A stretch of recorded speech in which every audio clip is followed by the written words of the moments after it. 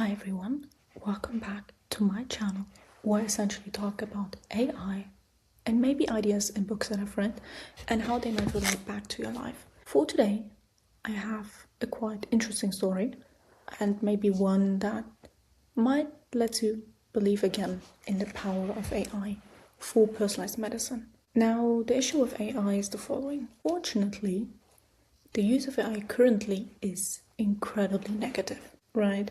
We don't see a lot of achievements and advances where we would expect AI to make them. We currently, for instance, are using AI to replicate art. We are using AI in such manners that the use of data centers that we currently have are not sufficient. We are using AI for AI slop. And I've recently came across a video of Fruit Island. I don't know who's watching that.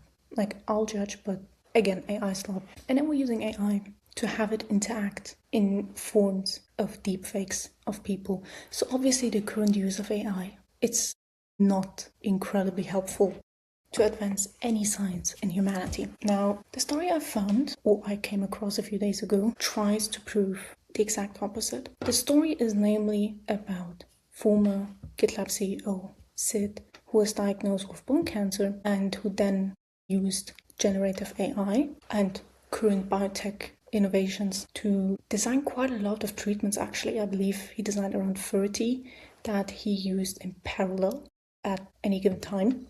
Well, not all 30, but I think 5 medications in parallel, and then he kind of created a treatment plan around that. And after he created these treatments, his cancer went into remission, and since 2025, the end of 2025, he is cancer-free.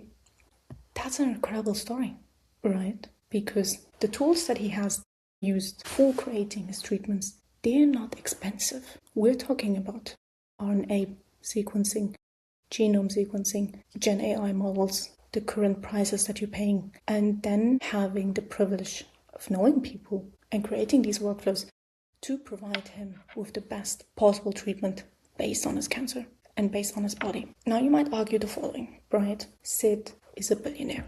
So this story probably wouldn't have worked if a normal person would have gotten cancer, right? Because I'm not even quite sure what the legal space is in terms of trying new medications out on yourself without FDA approval. I don't know that. Second thing is that Sid was able to talk with a lot of medical professions, a lot of biotech professionals, a lot of people in the personalized medicine space that we as normal people, we just don't have these contacts. And the last bit that you might argue is that Sid just had the resources to travel to those people.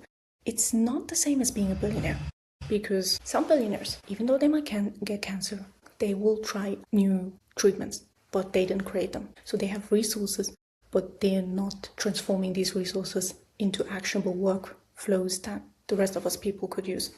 So I'm arguing that Sid's story is a unique combination of really incredibly good AI usage and advancement in essentially personalized medicine, and also a step for us to maybe use these workflows in the future. Oopsies. Anyways, the way Sid engineers his treatments is quite important because they are very similar in a way in which he built his company GitLab. Now, GitLab is used for software developing processes, and he essentially has a few principles that he also implemented in the creation of his treatments. One is that he scaled GitLab to a public IPO. That is incredibly important to know, because that means that whatever he created in terms of workflows might be scaled to the normal patient, which he does because he's been building and investing in biotech startups that essentially power the workflow of his treatments to normal patients, which we'll try to understand in the next videos. Second thing is that GitLab was built incredibly flexibly. So all GitLab CEOs, employees, they work from home.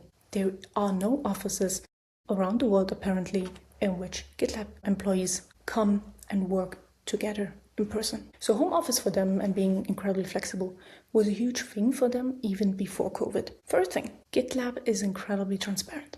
Now, GitLab has, for instance, a cookbook of 3,000 pages in which they explain all the ways that you can use GitLab. They also have apparently a YouTube channel with thousands of videos where you can see internal meetings, code reviews, feature developments, discussions, disagreements. And they've all recorded this data, uploaded it for everyone to see, and also for their own usage to maybe come back to these reviews and these meetings and to see, maybe mistakes in hindsight. So a lot of data, a lot of transparency, something you will see in Sid's story because Sid made all the data publicly available, and he also made publicly available what he used besides the data that he used to create his treatments. So with all these principles in mind, it's still surprising to see that the workflow he used and developed still worked on his cancer. And I think that's a nice story, right? Because it means for us, maybe in the near future, that if we just have enough resources, enough determination, and just enough luck, that we might be able to get these treatments for ourselves. It's still a long way though, right? And we're not all privileged, but maybe the following videos that I'll try to make and where I try to understand for myself what Sid did at every step of his journey might prove that every one of us could build a workflow for themselves at home.